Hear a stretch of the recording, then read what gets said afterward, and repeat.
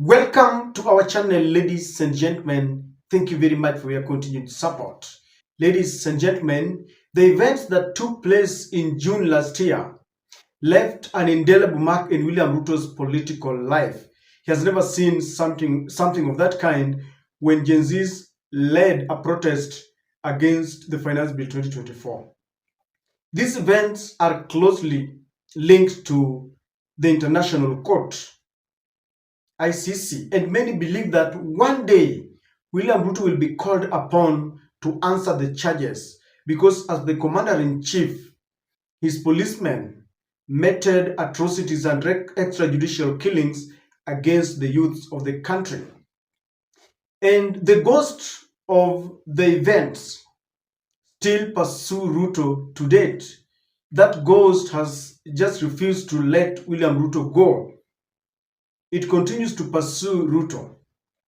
Now, William Ruto has found a way of dodging around, and this time he has decided to sacrifice the Inspector General Douglas Kanja at the altar of survival. And William Ruto is saying that he is not responsible for what happened in June last year. William Ruto is explaining that, number one, when he got to the presidency, he ensured that the Kenya police has got its own autonomy, that it is not answerable to the office of the president. And William Ruto explains that he created an independent financial system for the police, and so the police is enjoying financial autonomy. William Ruto is also saying that the police enjoys operational autonomy, so that if the police killed people during the Gen Z's protest, the Inspector General Douglas Kanja should be answerable and not he.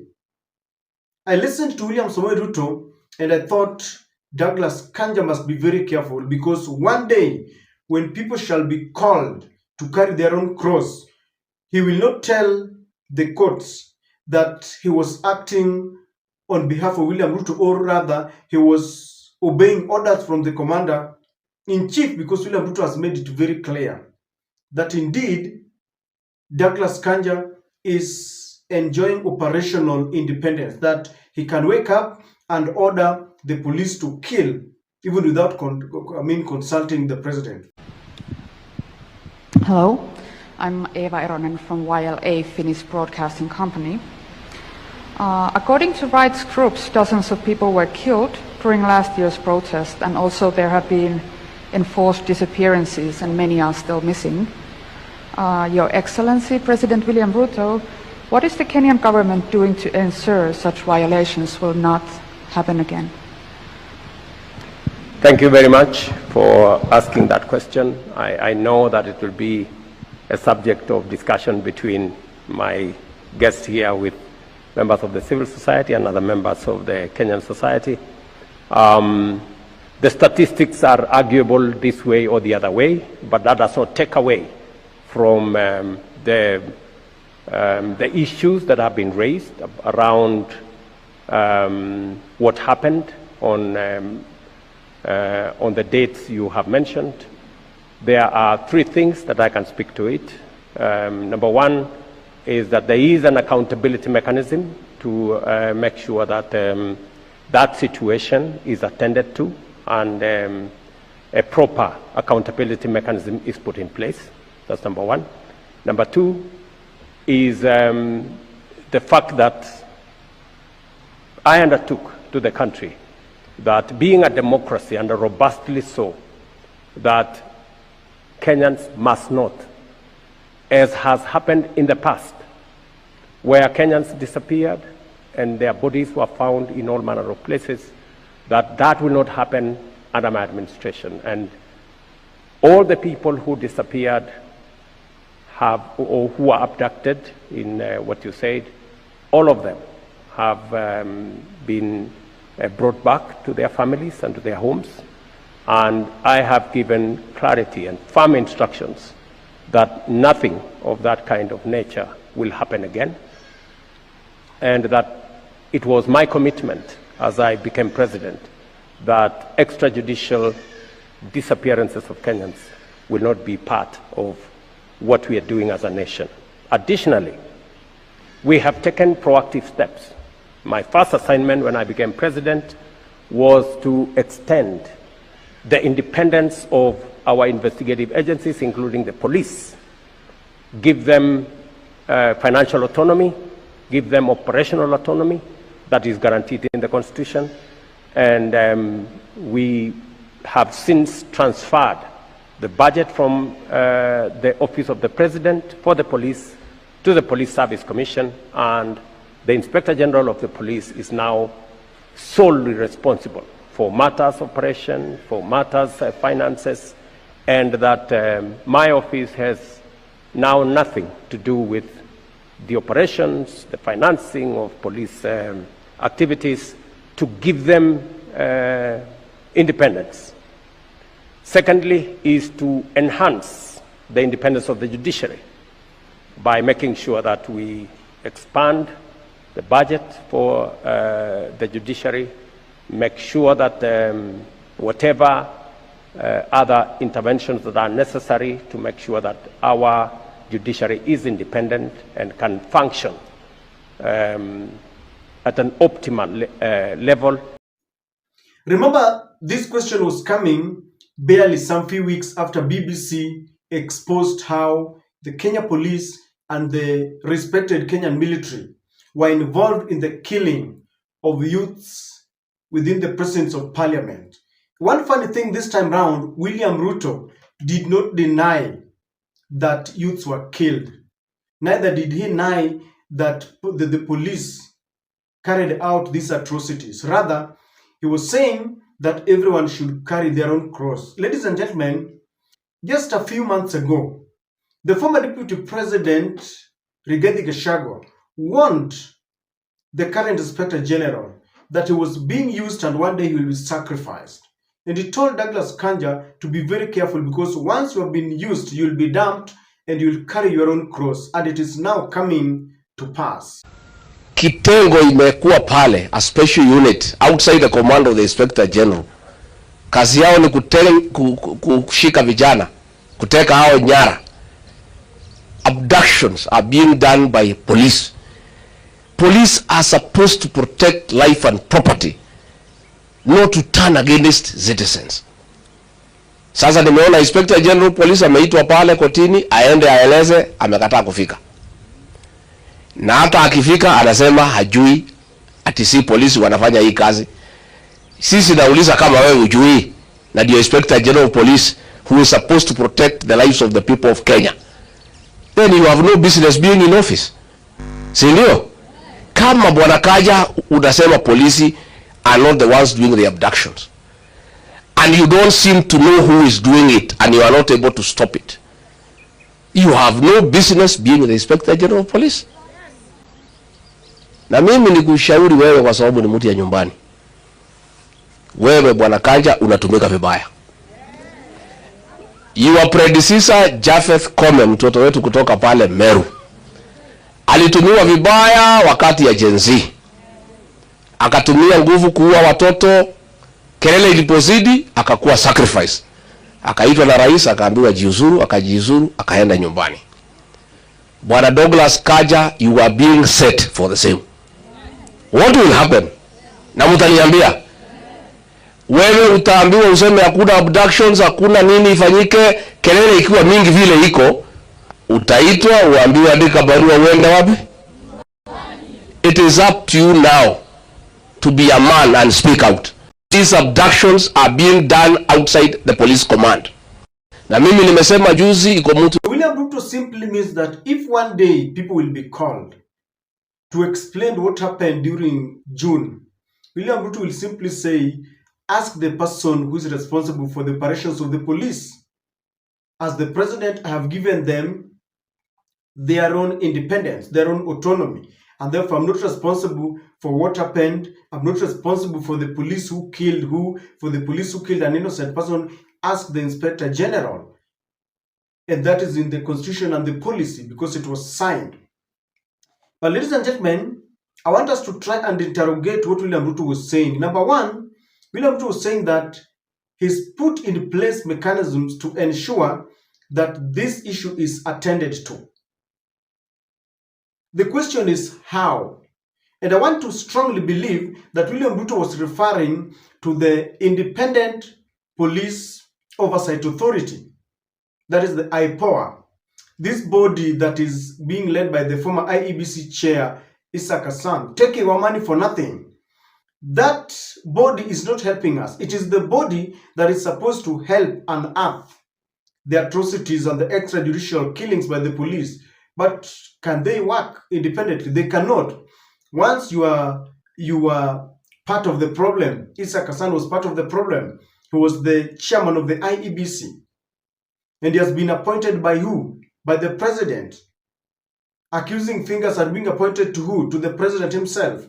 So Issa Hassan can never be a part of the solution. He's part of the problem. So when William Ruto tell us that he's got mechanism to ensure that this issue is attended to, I mean, it is not going to happen. Number two, Ruto says that there are mechanisms to ensure that there is accountability. Accountability only comes when the bodies that are investigating this are independent themselves. But the IPOA is not independent. So how do you even ensure that there is accountability? Then he says all of the persons who are abducted have gone back to their homes. You know, the question that people are asking, who abducted them? And why were they abducted? Because simply telling us that some people were abducted, for the first time I think is admitting some people were abducted, they have gone back. I mean, even what they went through, because this is an illegality. The law requires that when someone commits an illegality, the police is supposed to maintain law and order. They themselves cannot continue to break the law in the process of purportedly, ensuring that law and order is maintained.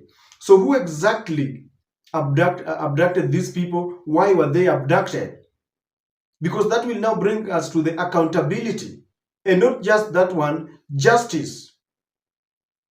William Ruto says that this will not happen again.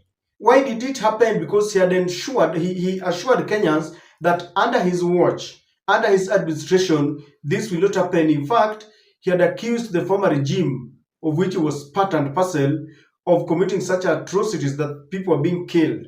There was a container of blood. People were being tortured, and after being killed, they were thrown into River Yala. He assured us, just like he assured us of very many things that never came to pass. So those are just words, assurances that are neither here nor there. Because William Ruto had assured people before. But now, look at it this way, ladies and gentlemen. Who exactly did it? Who abducted the people? William Ruto is telling us, don't ask me, ask the Inspector General. Someone was telling me that the Inspector General, the current Inspector General, Kanja, was not heading the police then. But do you remember that after the resignation of the former IG, Koome, Douglas Kanja was appointed at the height of it when we were told that there were some bodies that had been thrown in somewhere called Quarry. Investigations, we were assured that investigation would be going on. Then the next minute, that place was set on fire. So at the height of Gen Z's protests and investigations, Douglas Kanja was responsible. So ladies and gentlemen, what William Ruto is telling us that if the police killed people, abducted them, then don't ask him, go and ask who? Douglas Kanja. Who should be asked for accountability is saying it is Douglas Kanja. Why did it happen? Ask Douglas Kanja, because the operational mandate is within the purview of the police, and William Ruto is exonerating himself. And I can assure you that one day, Douglas Kanja will be called to answer these questions. I remember the former police commissioner, Mohammed Ali, went to The Hague himself. The then commander-in-chief of all the armed forces was Mwai Kibaki. He never went. It was the people who are pulling, the show are calling the shots, that went to The Hague. And so this Douglas Kanja must be a very worried man. He should really take great care. Because the other time I saw the majority leader at the Senate, Aaron Cheriot, also reading a riot act, and he was telling Douglas Kanja, that is after their people were killed in Angata. They were now telling Douglas Kanja, Douglas, what is happening? Why are you perpetuating atrocities and killings of our people. You know, when it gets to Douglas Kanja, do you know what he will do? Douglas Kanja will also blame the police. He will say, if you killed any, if you abducted any, you did it on your own, carry your own cross. So sometimes things will not be very easy. You know, things change. William Ruto did not know that at some point, Joe Biden will not be there. He was being covered and shielded by Joe Biden. Right now, Joe Biden is not there. The ambassador, you remember our rogue ambassador, Meg Whitman, who used to shield William Ruto, is not there. So with the time, you know, things change with the time. William Ruto will find himself a solitary man in an island. And no one will shield him against ICC. Right now, his former lawyer, Karim Khan, is the prosecutor. There was a time he brought him in at the height of killings of Azimio protesters. And I remember the Azimio even wrote a letter to The Hague. They were protesting his coming here. And one day, Karim Khan will not be there, and he will not have someone to shield him. And he should be very, very careful. For Douglas Kanja, I have a feeling that if he's not very careful, he's the one who will be sent there. William Ruto will say, I don't hate the police. And I've got evidence that I gave the financial and operational autonomy. So if some people were killed, some people were abducted, don't ask me. Let Douglas Kanja do what? Answer to those questions. Let him take responsibility. Yet we all know that he was acting on orders from the president, from State House, from the executive arm of the government.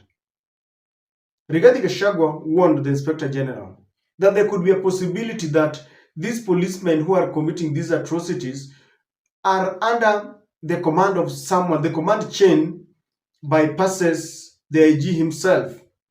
And the Rigathi told him, come up and tell Kenyans, so that by the time you will be called upon, there's evidence. You had cried out, you said these people are not under your power. The powers are above you, those who give orders. I was listening to what was happening in Angata, and the member of parliament there, John Angin, was saying that the county commissioner was not aware that the police were coming there to kill people. They were caught unaware. That could be happening because in a system such as ours, sometimes you are there as a puppet, but things are happening outside your command, and then you are expected to go and defend them, despite the fact that you didn't know how things happened. You didn't know who commanded them to do the same. So it is upon Douglas Kanja to tell the truth, because from what I see, I try to connect what Arion Cheriot and Cheregai told him. And now William Ruto is saying that I'm not the one. William Ruto is simply setting up Douglas Kanja to the ICC. And one day, I can assure you, a time will come when each and every person shall bear their own cross. I don't know what you think, ladies and gentlemen, but something is cooking. What do you think?